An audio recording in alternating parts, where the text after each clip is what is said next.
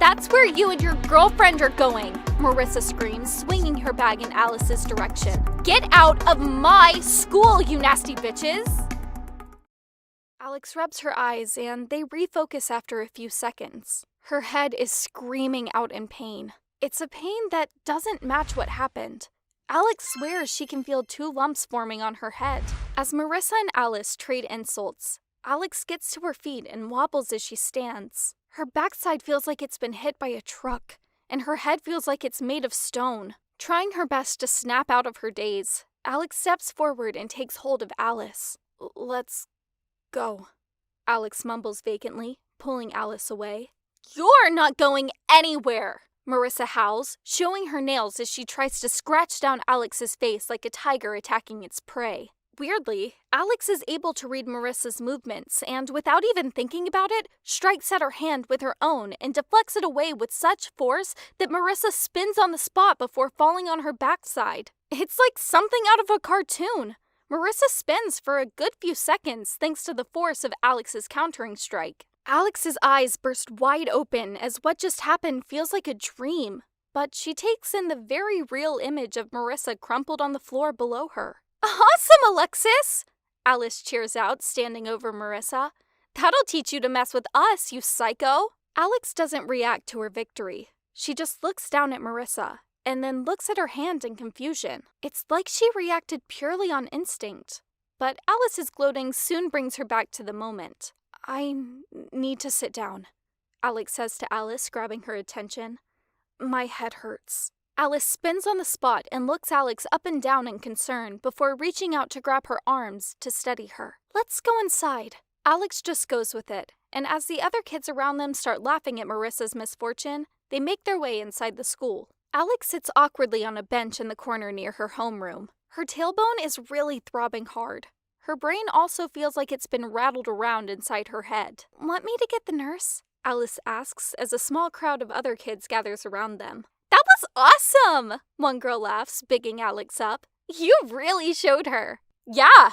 Another girl cheers out. Screw that uptight cow! Alex can barely concentrate on what's happening.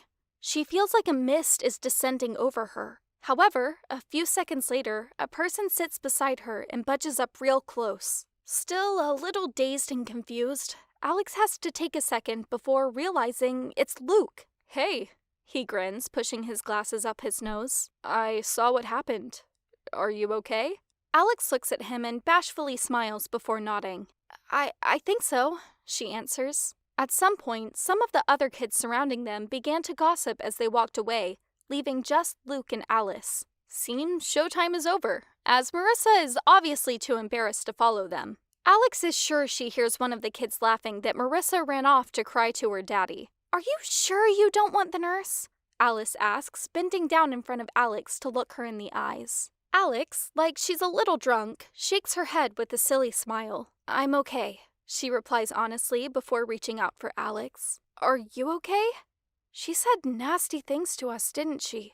Alice just grins with pride and then looks up at Alex's hair and begins to fix it. So, Luke leans back against the wall and crosses his legs. Alexis, are we still on for meeting tonight after school? Just like that, the brain fog clouding Alex disappears. It's like she was watching the world in slow motion, but now it's at normal speed, and everything becomes clear and much sharper. Her heart starts to thud as she feels Luke's leg against hers as they sit together. Yes, Alex replies timidly as the sting of embarrassment washes over her cheeks. Luke claps his hands together in delight and bounces off the bench. He spins and looks down at Alex with a beaming smile. Awesome! As he's about to walk off, he stops, turns to look over his shoulder, and he winks. Great work defending yourself just then, Alexis. You're a fighter, huh? Alex and Alice share a playful look, and they giggle. Alex can only nod in agreement, as she's suddenly too shy to reply. Growing up as Blake, she'd always had trouble talking to girls. But now she is one. It's the other way around. Alex wonders if this really does mean she's attracted to boys. Ladies, Luke says, bidding them farewell. I'll see you both at lunch. The rest of the day for Alex is uneventful. She actually doesn't see Marissa at all, making her believe that she really did go home crying. Sitting with Luke and his friends at lunch was also really fun. They made a few love jokes about the two of them, but Alex found that very endearing, as Luke blushed just as much as she did. Now, it's the end of school, and Alice is helping Alex get ready before they meet Luke. The pair are in the girls' changing room as the coach agreed Alex could use the area to get ready. As Alex begins to take off her uniform, Alice sits beside her, chatting. "That cat," Alice says as she looks up at the ceiling. "Yeah?" Alex replies as she unbuttons her shirt. "I saw it again," Alice admits, folding her arms like it's frightening her. "Actually," she continues, crossing her legs, "I saw it several times." Alex stands bemused for a moment as her shirt falls open and her bra is exposed. Yesterday after practice, Alex could barely bring herself to change in front of the other girls. Now, it seems normal to have Alice's company as she does. As Alex slides off her shirt, Alice looks at her and smiles. "Nice bra," she comments.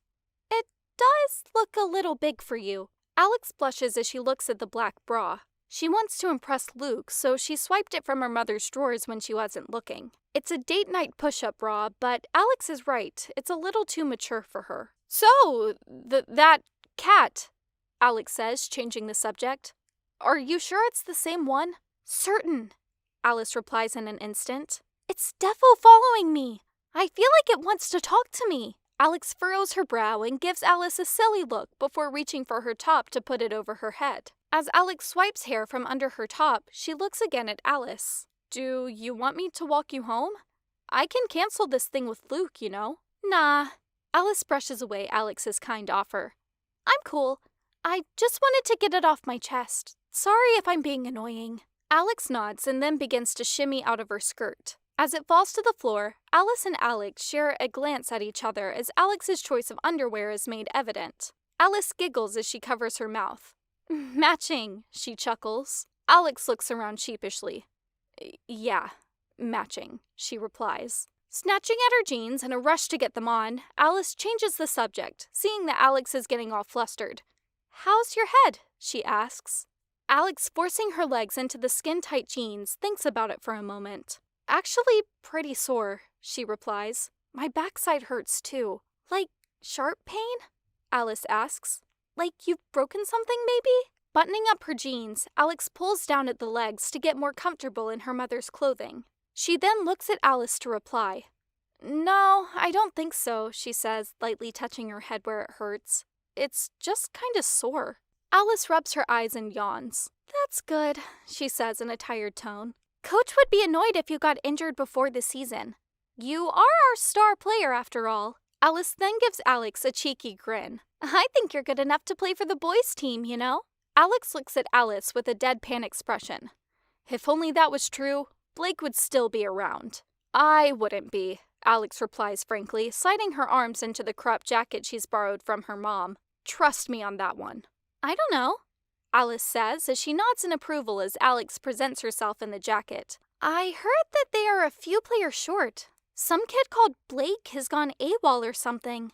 Alex grits her teeth hard at the mention of her dead name and begins searching through her bag for her earrings and necklace. After a moment of looking, Alex shows them off to Alice with an awkward smile. "Cute," Alice says in reaction to what Alex shows her. She then stands up and moves directly behind Alex. "Here, let me help you put that on." Alex passes her the chain, and seconds later, Alice has it around her neck and fastened. However, as Alex adjusts the necklace on her body, Alice is silent, staring at the top of her head. Alex turns nervously to give Alice a funny look. She mumbles. "You okay there?" Alice continues to stare down at the top of Alex's head, making her a little uncomfortable. Alice tilts her head to one side and looks in curiosity. Alex?" she says eventually after a few more awkward moments. "You've got two pretty large bumps forming on your head under your hair. Are you sure you're feeling okay?" Alex slowly lifts a hand up to her head to feel the lumps. She keeps eye contact with Alice the entire time and is a little shocked when she feels two very distinctive lumps. She gives it a moment's thought, and although, yeah, she's a little sore, especially around her tailbone, she doesn't feel bad at all. In fact, she's really excited. "I feel fine," Alex says with a shrug before moving away to slide on her shoes. "I'm really excited for today. Luke seems like such a fun guy, doesn't he?" Alice just nods as she checks out Alex in her full date night outfit. He does, she says in awe of her friend's beauty. You're, not so bad yourself. You really think so? Alex claps a hand together before striking a sultry pose. Do you think he's going to like it? I used to love girls in skinny jeans. What? Alice asks, reacting to her flippant comments. Used to?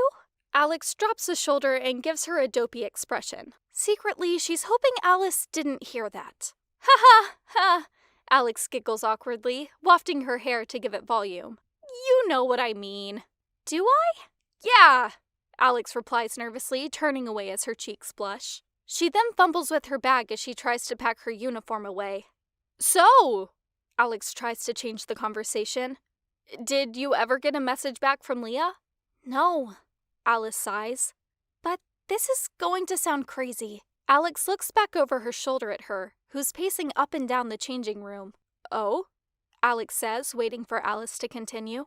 Yeah, Alice says, continuing to pace deep in thought. I swear to you I'm not going crazy, but that cat earlier, the one that's following me, I thought I heard it say Leah's name. Alice, Alex giggles playfully at her friend. Are you sure it's not you who needs to go to the nurse?